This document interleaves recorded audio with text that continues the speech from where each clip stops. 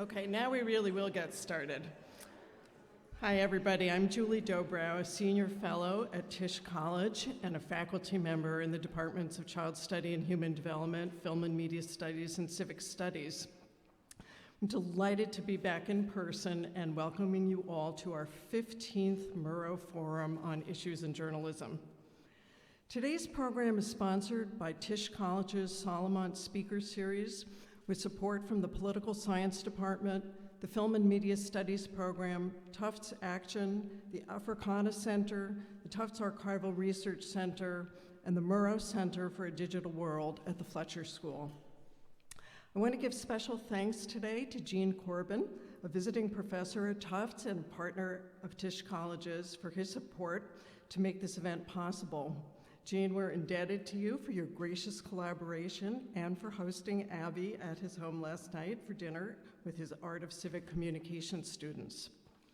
A very special word of thanks to Dan Santamaria and Pamela Hopkins at the Tufts Archival Research Center for pulling together some of the Murrow materials that we were able to view before this event. For those of you who don't know, Tufts is home to the largest collection of Edward R. Murrow's materials. There are many important and fascinating papers to view right here in the archives. Thanks to Dean Dana Cunningham at Tisch College for her support of this event, and to my wonderful colleague Jessica Burns, who does so much for all of the amazing events that she organizes for Tisch College, enriching the entire Tufts community. Casey Murrow, Ed and Janet's son, was not able to be with us here today, but he does extend his greetings and thanks to our sponsors. And I'd like to welcome Casey's son, Ethan, who was able to join us today. We're always grateful to have members of the Murrow family with us for these events. They've all been wonderful supporters of our efforts to bring important voices in contemporary journalism to the extended Tufts communities. A quick note on upcoming events sponsored by Tisch College. April is a very busy month at Tisch College. In addition to today's great guest, Tisch has added 2 new events this month, both of which are coming up soon. A week from now, on Monday, April 10th, U.S. Senator Cory Booker will visit campus to talk about criminal justice reform and food security. And on Wednesday, April 19th, we will welcome 2 hip-hop legends, educators, and activists, Lupe Fiasco and D1, for conversation on the power of hip-hop for social change. You can find out more information about these events and register for them, as well as others happening this month, at tischcollege.tufts.edu/events. In our Murrow forums over the years, we have been privileged to have some of the most well-respected print, broadcast, and digital journalists grace this stage, as well as politicians from both sides of the aisle, as well as biographers and screenwriters whose work has touched on aspects of Murrow's life and legacies. Edward R. Murrow was among the most renowned figures in the history of American broadcast journalism. His work on radio and television for CBS reshaped the American media landscape. Today, we still look upon Murrow as the standard bearer for much of journalism. His stellar interviewing skills, his eloquence, and his tenacity continue to inspire new legions of journalists in a digital age of reporting. In the Murrow tradition, I am so very pleased to welcome Neil Shapiro, who will be our questioner today. Neil is president and CEO of WNET in New York City, the largest public media enterprise in the United States, reaching 9.5 million viewers per week. WNET presents the highest quality arts, education, history, news, and public affairs programming on 3 broadcast stations, as well as digital broadcast stations. Since joining WNET back in 2007, Neil has dramatically increased national and local programming, set new fundraising records, and opened new state-of-the-art studios in both Lincoln Center and Newark, New Jersey. But before making his mark on the world of public media, Neil had a very considerable career in the world of news. He served as president of news at NBC, a job that he began just 1 week after the terrorist attacks of 9/11.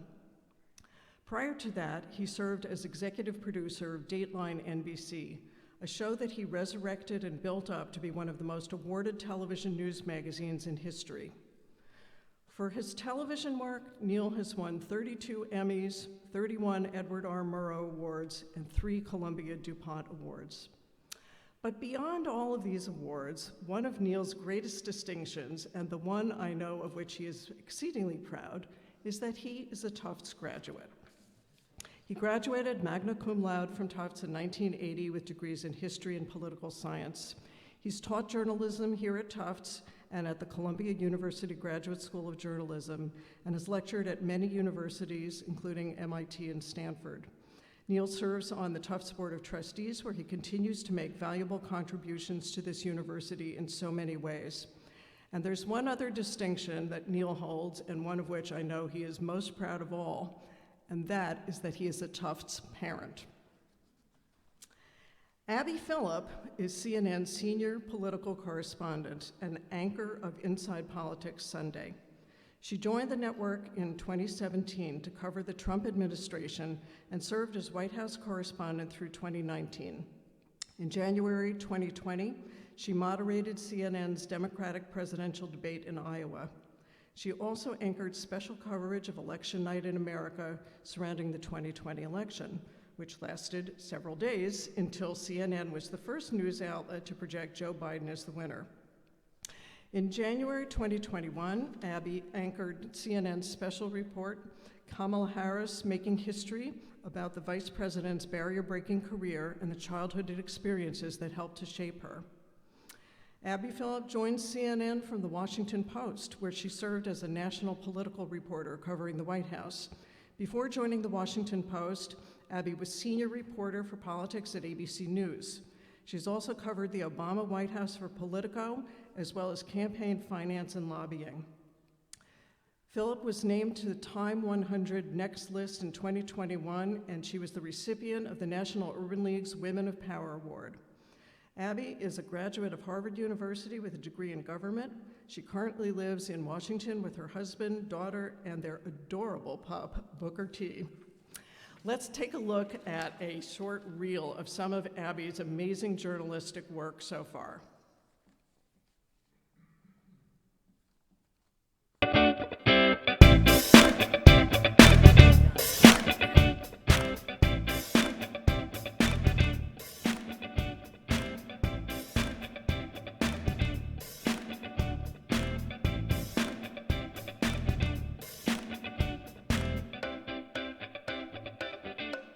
Is it possible that Black voters have gotten to know you and have simply decided to choose another candidate? For Black women, this has been really a proving moment for their political strength. Black women did that.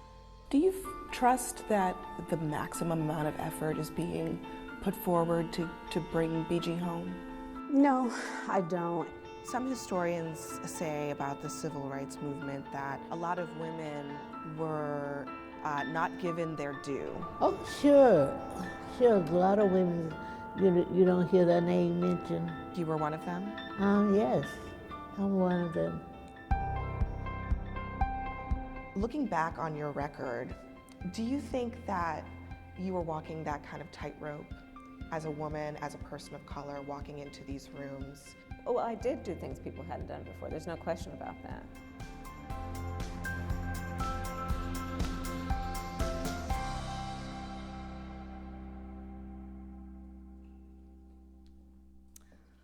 On behalf of Tufts University and Tisch College, I am very pleased to welcome to this stage Neil Shapiro and Abby Phillip.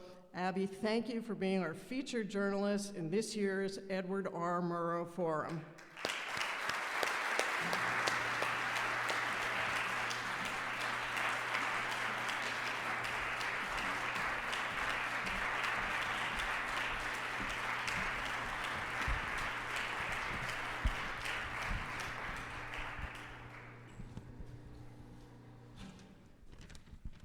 Abby, thank you so much for being here. I'm so happy to be here. Thanks for having me. So as we say in cable, coming up, we're going to talk about your life and your... It's a deep tease. Right, how you got into history. But I want to begin with the news.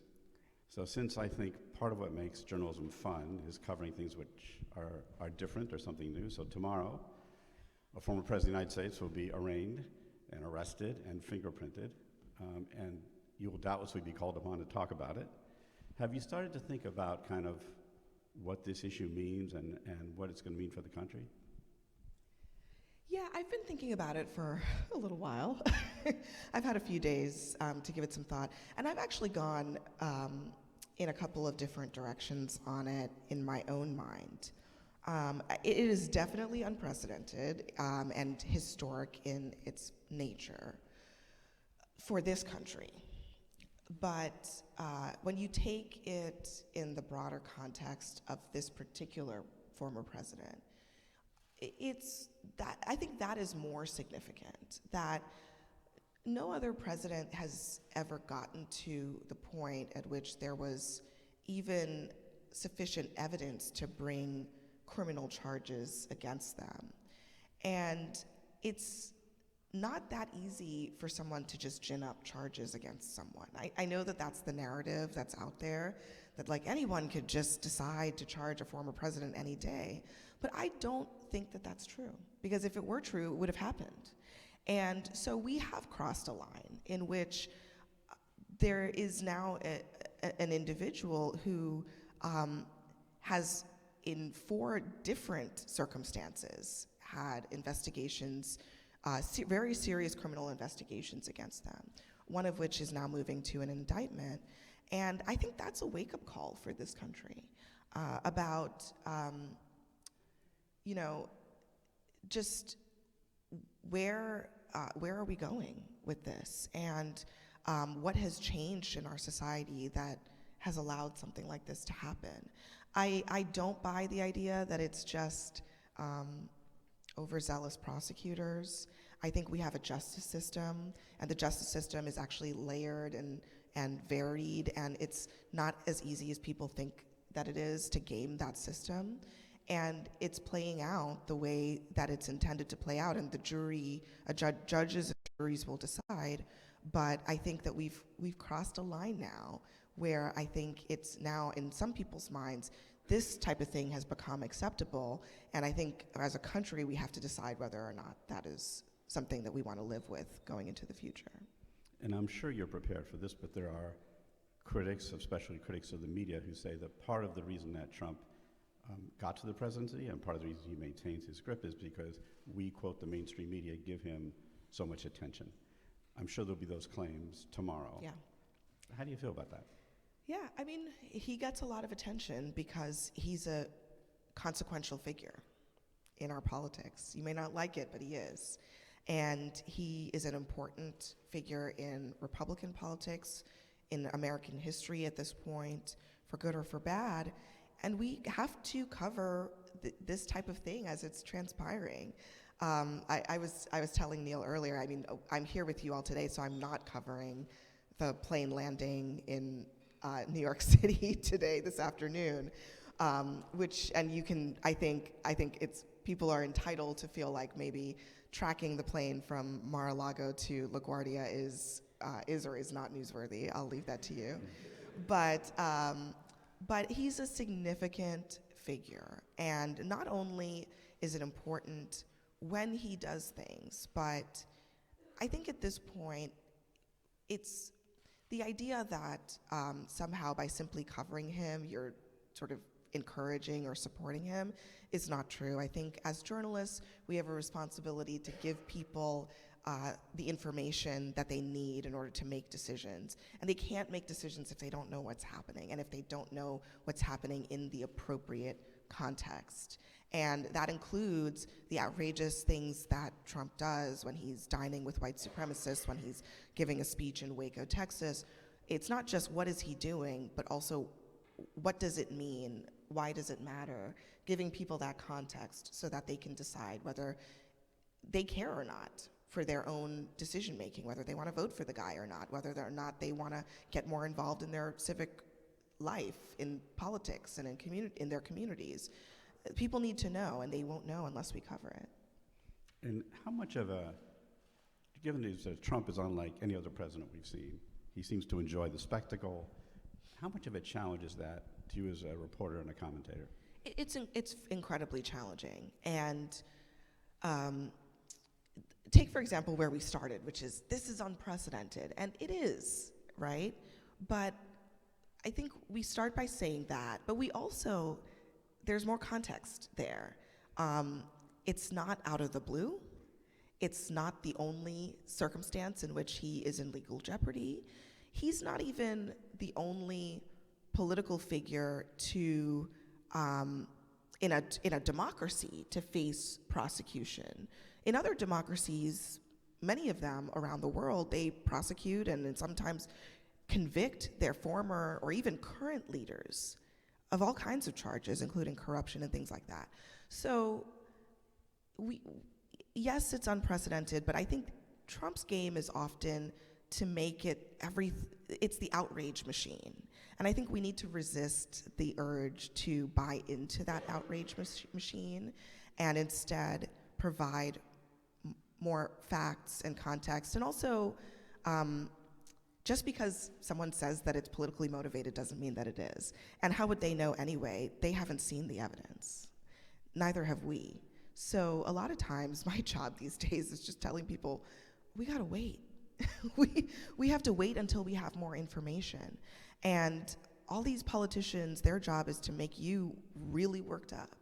But my job is to say sometimes, we don't know enough to know whether anything that you're hearing right now is true. So let's take a beat, let's wait, and when we have more information, we'll get it to you as soon as we do. And what's the balance in terms of correcting the record? And I say it more towards President Trump because he seems to say more things that demand correction or more context. I'm struck, but sometimes I remember the New York Times did a story that said Trump, comma, lying again, comma, and then went on, right? How do you strike the right balance? Yeah, I mean, as someone who covered Trump, it was sometimes mind-boggling, the repetition of the lies. He just would repeat them in exactly the same way over and over again. And you know that he's got to know that it's not true, but that New York Times line, it's just sort of like, you're like, it's happening again. We have to fact check. We do. I mean, I think journalists kind of got to that point really reluctantly in the Trump era. When I first started, which was admittedly not that long ago as a journalist, I really don't remember fact-checking politicians being a huge part of what we thought of as our jobs. Generally speaking, we would talk to lawmakers, talk to people in power. They would tell us that, whatever they told us. And there was a sort of presumption of innocence, like a presumption of truthfulness in that. And that really went out the window with Trump because of the frequency and the sheer outlandishness sometimes of the lies. And honestly, I think that's good. I think that's been beneficial to the industry writ large.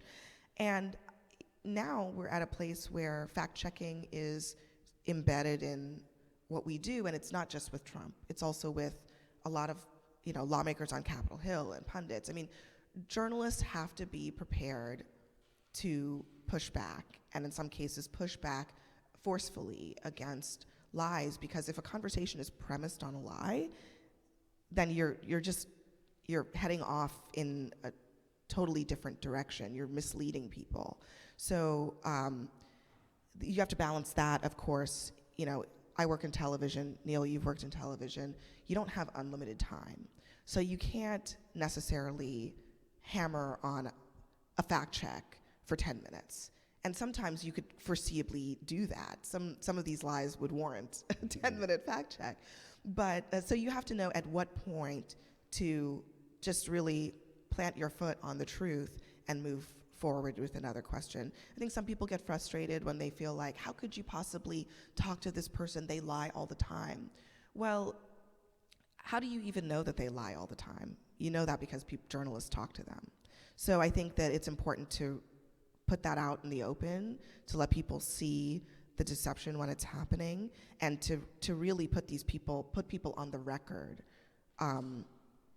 on their views on things and the fact that they might be not telling the truth a lot of the times. Or maybe they're sometimes they're just so steeped in conspiracies they don't even know what's true anymore. So that's a whole other thing. So among the glamour jobs in TV, one of them is anchoring, and one of the biggest is probably being a White House correspondent. Yeah. Young reporters dream of someday I'm going to be a White House correspondent. You were one at a very young age. So first tell us, you did it at a time when you were young. I'm guessing the press corps, you were among the youngest. Yeah. You were a woman, you're a person of color. What was it like going into that world? Yeah, it was terrifying. I was actually literally 21 years old. I have a late birthday. I was literally 21 years old, and I was covering the Obama White House, and I kept thinking to myself, what am I doing here? And the Obama White House was just so, these two administrations, could not have been more different.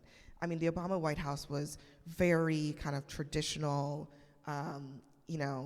top down, everything goes through the White House press shop. But it was a great place, I guess, to get my start because I really learned the institution of covering the White House, which is really well preserved and protected by the correspondents who in some cases are what I like to call lifers. They spend their entire careers on the beat.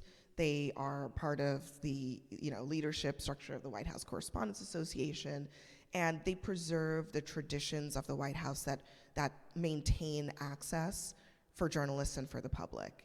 And that includes the press pool, the small group of journalists who follow the president everywhere they go, including on the world's most boring day-long golf trips. And I've spent many, many, many weekends in a van on the grounds of golf courses, both with Obama and with Trump. And it's as excruciating as it sounds. They preserve the traditions of Air Force One, which I've also done, which is thrilling in a completely opposite way.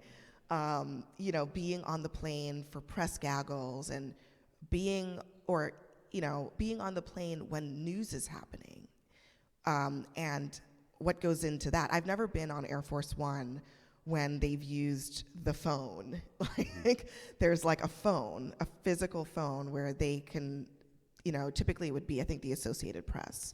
The wires would be able to, if there's a real breaking news story, call down to earth and relay a wire about something that is happening, or the president's reaction to something that's happening on the plane.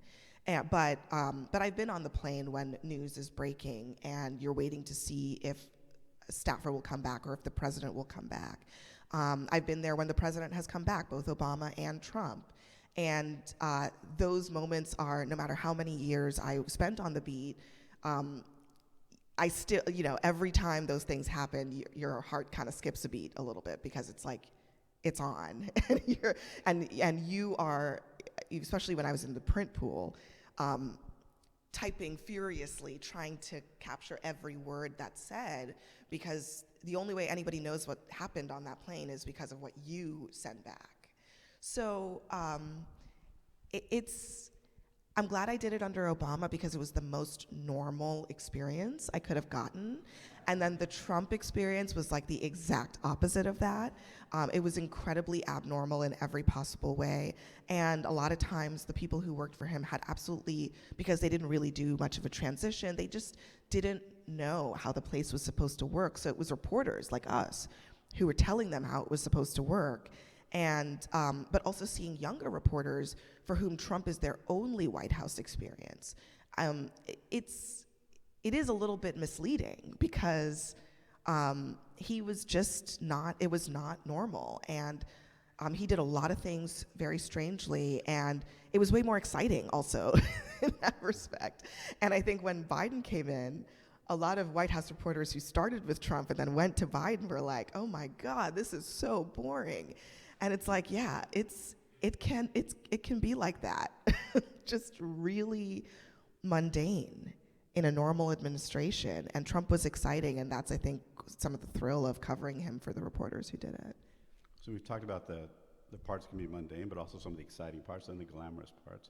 One difference about about being on television is you and your personality become part of your relationship with the viewer.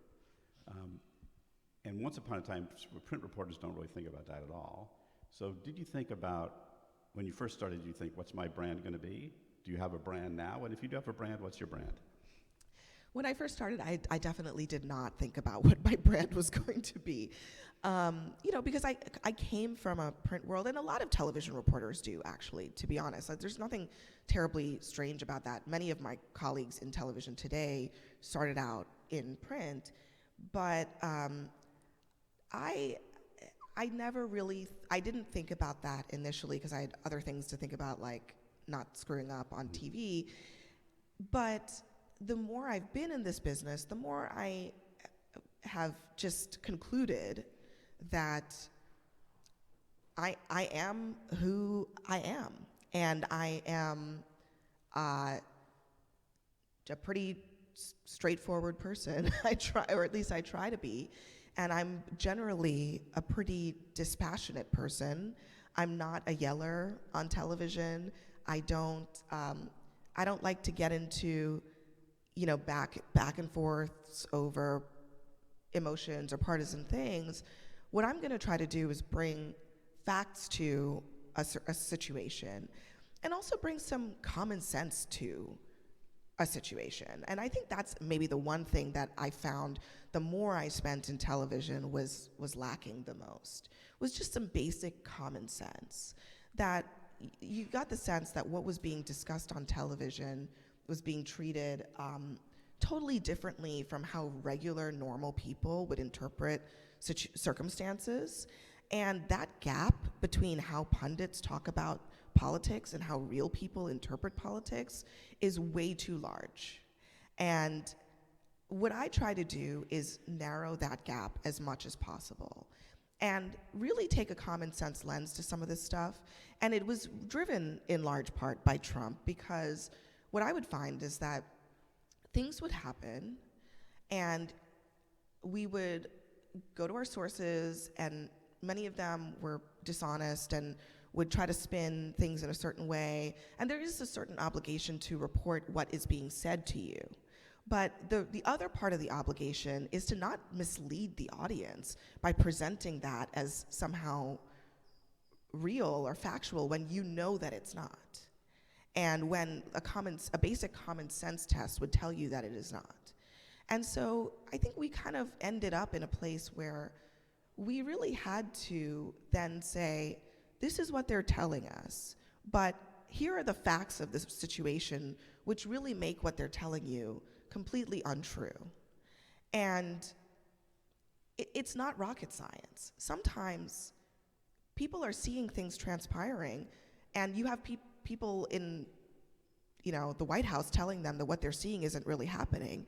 And your job as a journalist is not to say, well, the White House says that didn't happen. It's to say, this happened, and you saw it with your own eyes. And this is what they're saying, and you can believe it whether you want to or not, but it happened. And facts are facts, and events are events. And I think just being more transparent and straightforward with people came out of the Trump era, but I think that we would all benefit from it, I think, when dealing with politicians and pundits and people who are, sorry to say, they're sometimes paid to deceive people, and we shouldn't be conduits for that when we know that the things that are being said are maybe not true. So there's a new story involving another network in which internal communications appear to be surfacing in a legal suit. And in those internal communications, journalists themselves and their managers say, we can't tell the audience things they don't want to hear. Yeah.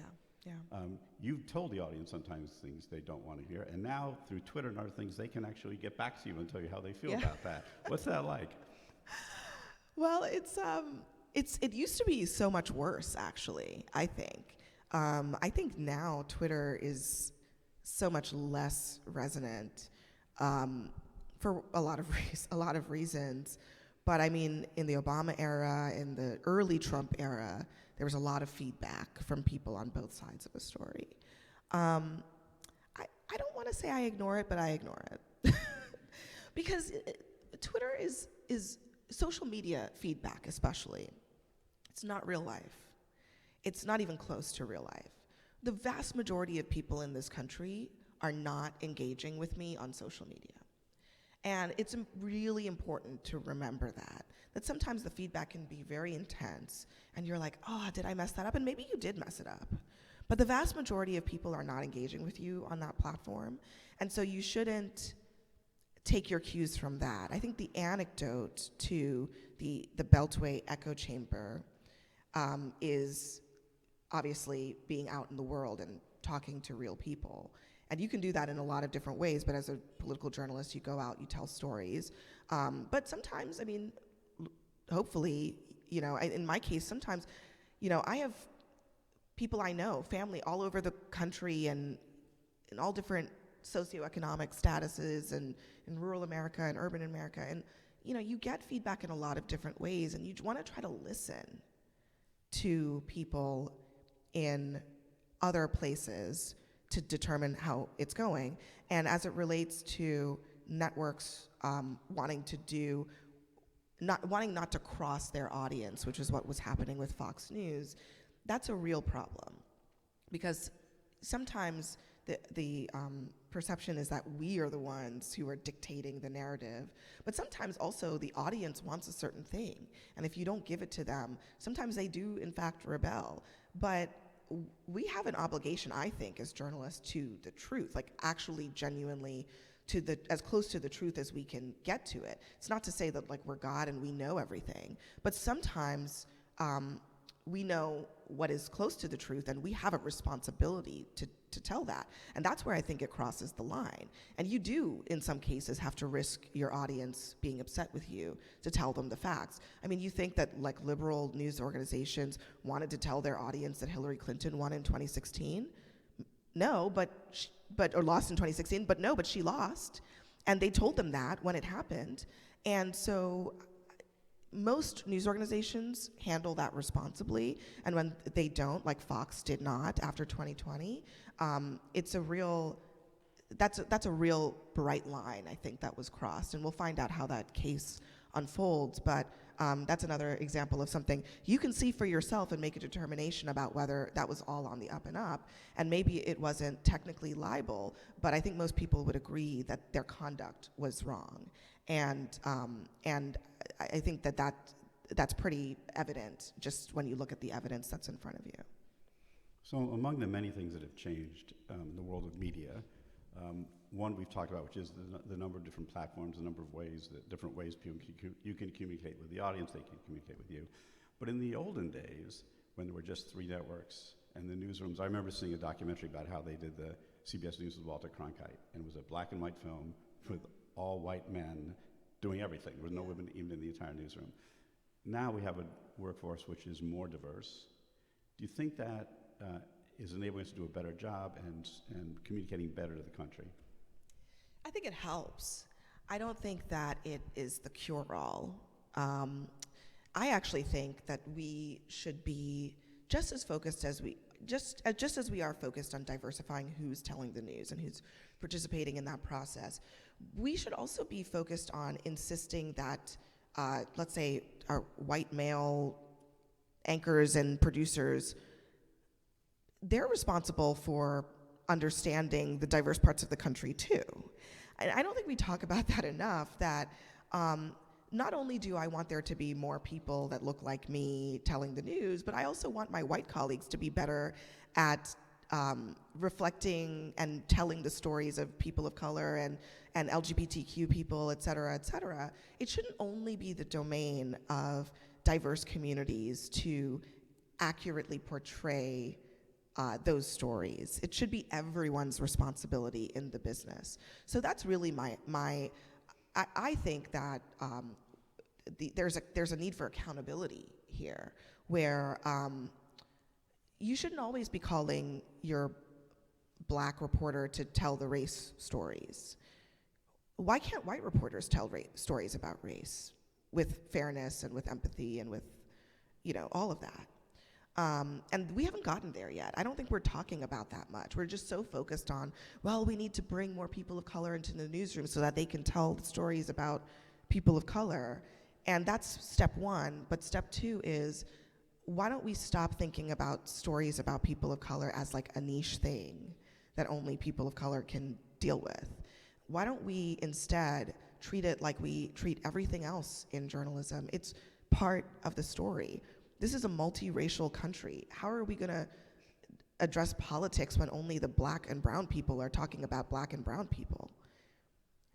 That seems crazy to me on its face, but that's actually how a lot of news organizations operate today. And yes, it's good when there's a intense focus on those stories in order to kind of make sure that they're being told, but I think in some ways it kind of misses the mark, because really what we're asking for is for those stories to be treated like all the other stories, as just as relevant, just as important, not some kind of niche, not some kind of thing that you only do and you're like, this is a special race and diversity report. No, it's just politics. And we are not there yet, and I hope that we get there. We've made some progress, but we're not quite there yet, in my opinion. So we have a few minutes left. I want to get to a few other topics. When I was started in this business, the notion of work-life balance was not even a thing, right? It's still not really a thing. Right? But it's better, and Yeah. you, as a great example, right? You're a wife, you're a mother. How have you balanced that, and do you feel like your workplace is more sensitive, perhaps, than maybe my workplace was? Well, I think that I mean, every day I think about the concept of balance, and I'm like, am I balancing this? I'm like, not sure. I'm not sure a lot of the times. I mean, I don't see my daughter as much as I would like to. You know, it's not possible without a supportive partner who's maybe a little less out of the home than you are to do this sort of thing. I think that one of the benefits of the diversity we were just talking about in the industry, meaning more women and more people of color rising to the higher levels of the business, is that we can have more control over what our work life looks like. And the only way that you have work-life balance is to have power in the workplace. And that works out fine for me, but it works out less fine for people who have less power than I do in my news organization. So I think that as challenging as it might be for me to do what I'm doing, I actually think it's more challenging for people who are more junior than I am in a news environment, because they don't get to say, I'm gonna do this show and I'm gonna do this show and I'm gonna be home for dinner at 6 o'clock. And that's not an unusual thing. I think in any work, you kind of build to a level where you get to dictate your schedule, you get to say what you're gonna do and what you're not gonna do. But I think that the news business is still kind of hard for moms. It's still kind of hard for women.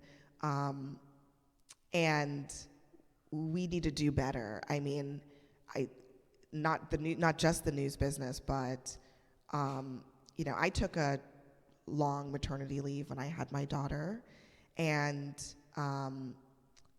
I took that break from my show and pretty much what I would consider to be really the height of my career at that point. And it was a tough decision, but one that I thought was important for me to make. But you do feel like the world moves on without you while you're gone. And so I see a lot of women nodding in the audience, because like I think we kind of all know what that feels like. And maybe there's a way in the future where women don't feel that way, where they feel like they can take the time with their families that's not a luxury, that's really a developmental necessity for our children, to raise and nurture our kids, and still feel like they're not taking a step back in their work life. But I think we're still kind of on the margins there. It's getting better, and it's certainly better for if you're in my position. But I also think that for younger women and for women in a different stage in their work lives, it's still really, really challenging.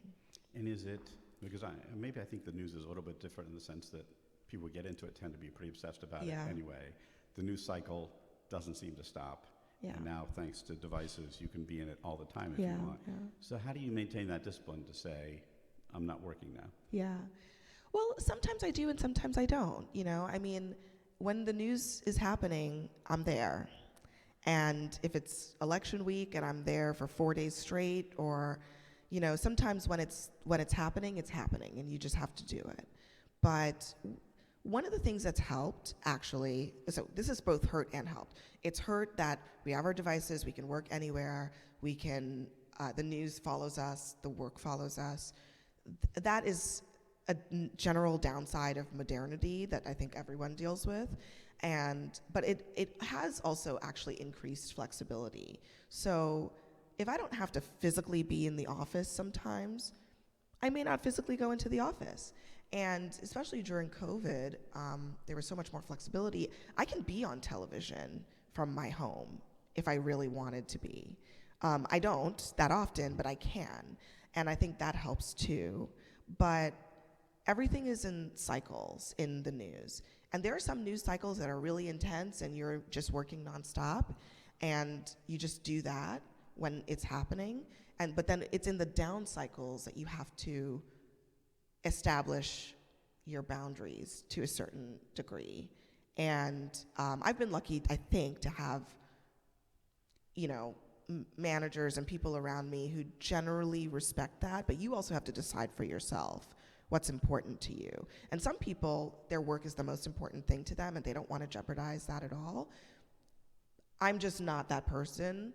I'm gonna be there when it matters, but I don't feel like I need to keep the seat warm just for the sake of keeping the seat warm, if that makes sense. Totally. We have a few minutes for questions, so I'm gonna, can I have a question right here? Give me one second. We have a microphone for We're you, gonna mic to you, maybe. if you don't There we mind. go. Sir, look to your right. There you go. Thank you very much. This was just so interesting. I'm wondering whether you could comment about the changes that have taken place since Chris Flake became the head of CNN, because I read about some falling ratings, a lack of stability among some of the anchors, and particularly possible changes in philosophy, where CNN is becoming, in quotes, more fair and balanced, which means less liberal. Gosh, look at the time. Can I ask you, are you a viewer? Oh, absolutely. What do you think? I think it's great. You think what's great? I watch CNN Uh-huh. and MSNBC. Personally, I can't tolerate watching Fox, but I think CNN is excellent now. But I do read in the New York Times and in other places that there's a great criticism of Chris's leadership and that the network is changing. And do you think it's better now, or? Oh, I don't same. have an opinion. You don't have an opinion? No. It's interesting. Okay. Well, thanks for your question. There has been a change in ownership and leadership at CNN, and a lot of things are changing. I think that's pretty evident when you watch the network. If you watch this morning, we launched a whole new dayside show. There's a different feel to it. And from what I will say is that what I do hasn't changed. And I think a lot of people kind of feel that way working at CNN. Like we don't feel like what our work looks like has changed. But I think that the shows themselves, the anchors have been moved around. I think that's been a little bit destabilizing for the audience. And Chris has said this publicly, but his objective is to center the news and reporting more in our coverage. And I think that people generally support that. And whether or not people think that CNN is more or less liberal, I don't. I've always kind of rejected this premise that CNN was liberal. I think that in the context of Trump, when Trump was accusing us of being biased for fact-checking him, that may have come across to some people as being left-leaning, but it wasn't, by and large. you know, and that's not speaking about people who like explicitly were, you know, opinionated people, but I don't think CNN was left-leaning, and so now, but you know, I think what Chris has said is that the idea is to center the journalism first, center the facts first, and I think that has always been CNN's mission. It may look different now, but I would encourage you not to buy into the sort of left-right paradigm of it all, because I think that's a little bit reductive. And I think it actually is buying into a completely false narrative, which is that, you know, that there was an ideological slant that, you know, that we're moving to the right. Like, that's not what's happening. Just think about it as, what are, like, how much are we centering reporting and information and our great reporters domestically and around the world? And I think if you watch the network, you'll probably notice that there's a lot more of that happening. You're seeing a lot more of our journalists, and I think that's been a positive thing. Other questions?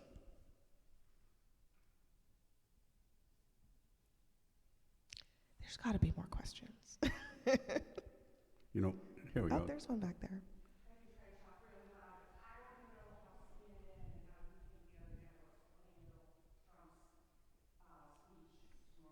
Yeah.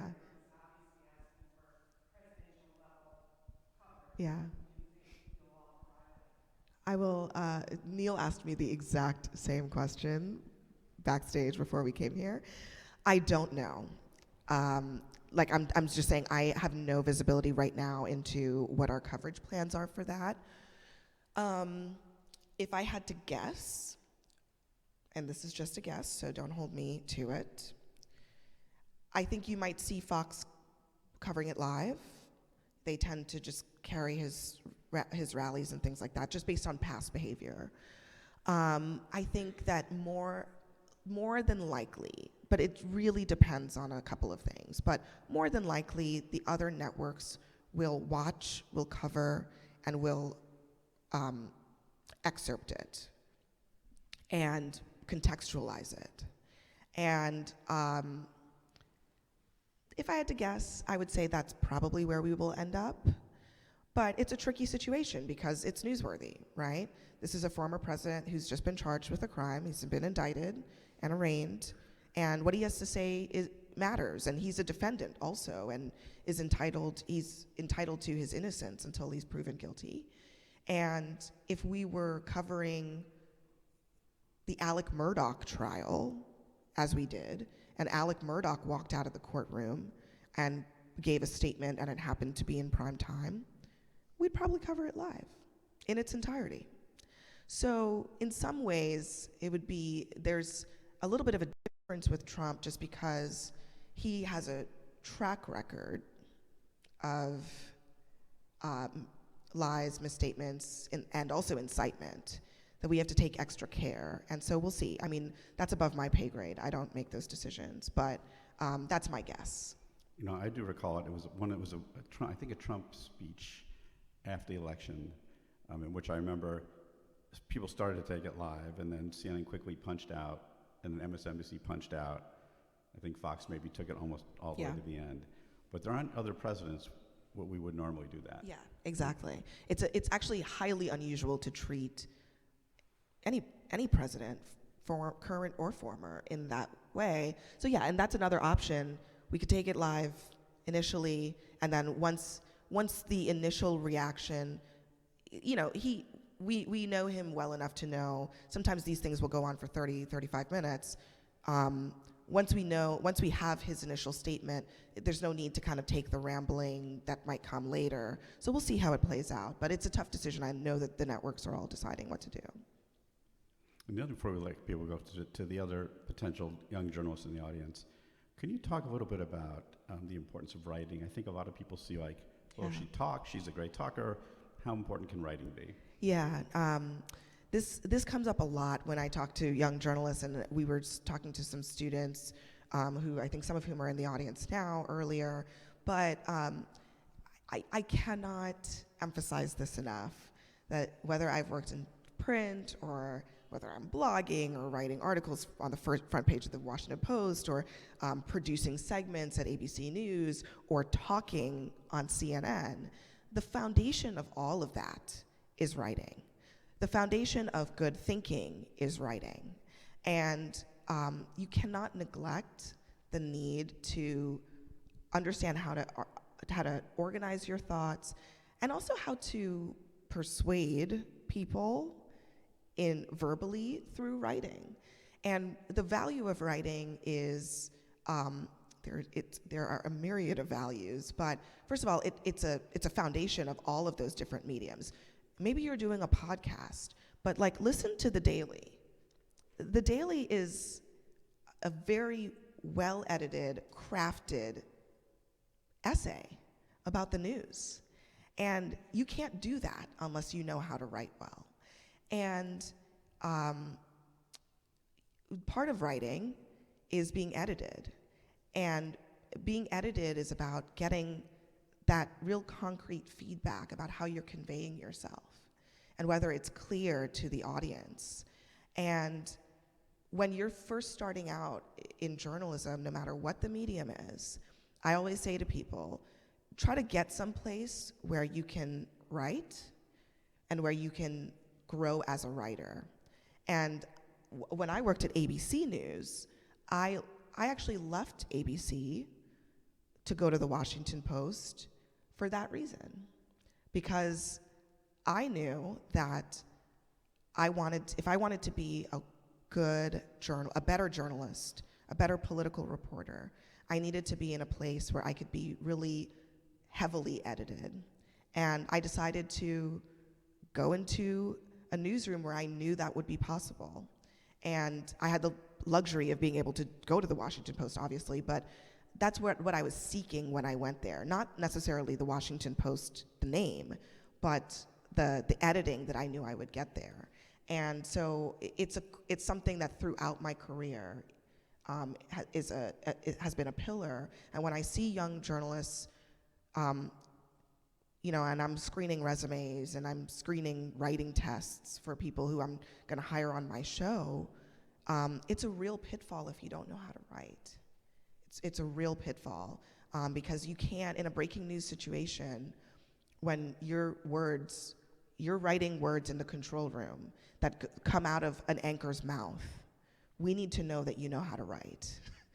So it is essential, and you need to be really well rehearsed by the time you get to the point where the words that you're typing into iNews end up coming out of Anderson Cooper's mouth. You don't want to screw that up. So work on it pretty early in your career. And the first time, as you mentioned, it is a little ego crushing when you first present the first Yeah. thing. This is great. It's and then humiliating. it's not. It's humiliating, but that's like part of the toughness of, you have to build up your thick skin as a journalist to really know how to do this business, to succeed in this business. It's thick skin not just about the criticism that you might get from the audience, but to be critiqued internally by your editors, by your peers. And then when the president yells at you, it doesn't really matter that much because you've been yelled at before, or you've been told that this is dumb before, and it's not the first time you've heard that, so it doesn't affect you in the same way. You have to build up your tolerance for criticism, and it's not an indifference to criticism, it's how you take it, you internalize it, you make changes, you adjust, you know what's valid and you know what's not valid. But it takes years to do that. It takes a lot of work, and it takes you being willing and really seeking out feedback in all of its forms, even from people whose opinions maybe you don't value that much. But all feedback plays a role in your development. So last question. Oh, I'm sorry, go ahead. Oh, there you are. 1 second, let's Yeah, just we get the get you a mic. mic. Yeah, go ahead. I'm curious, like in a modern news environment where people are like piecing together stories from social media, maybe print and TV, like how you look at your role in this vast news environment and how thinking about that informs your approach in delivering the news.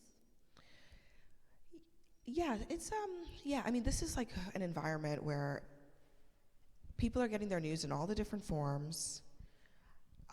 They're getting their information, maybe it's news, maybe it's not news, but they're getting their information from in all kinds of different ways. You know, I do Twitter a little bit. I don't do TikTok. I've thought about it, but I'm like, this is maybe not my cup of tea. Maybe that'll change. So I just, honestly, I try to be adaptable and flexible in a constantly changing news environment, and I think that's important to do. But I also kind of know what my lane is right now, and I try to do the thing that I do as well as I can, and maybe my lane is not TikTok, but maybe it's like the next thing that's after TikTok. And I don't sweat it too much because I think that there's still a role. When I graduated from college and I was going into journalism, and we were at our college paper talking about the death of newspapers. Newspapers are not dead, okay? And honestly, they're not going to die. And we evolve and we change, but there's always a role. There's always going to be a role for the New York Times, and there's always going to be a role for CNN. And maybe it might be a little bit less of a big role, but there's always going to be a place for those outlets. And so I don't get too hung up about the changes as much anymore. But we want to, I try to adapt. I try to be open and try to also understand when people go to Instagram for their news, what are they trying to get? What are they looking for? Why is that an efficient way for them to consume news? And learning from that and trying to incorporate that in how we do what we do on, the, legacy media that is shrinking inexorably. We're shrinking, but not disappearing. Let's put it that way. I think we are all so extraordinarily lucky that you are in your lane. I think the country benefits from it, our democracy benefits from it, and we think we've all benefited from an hour of your time today. So thank you very much for joining us. Thank you. Thank you guys so much. We have a little farewell Thank you, gift for you. You can't leave empty-handed, so there you go. Thank you so much. Thank you, everybody. I hope it's tough swag. I've gotten a lot of it. Thank you, guys.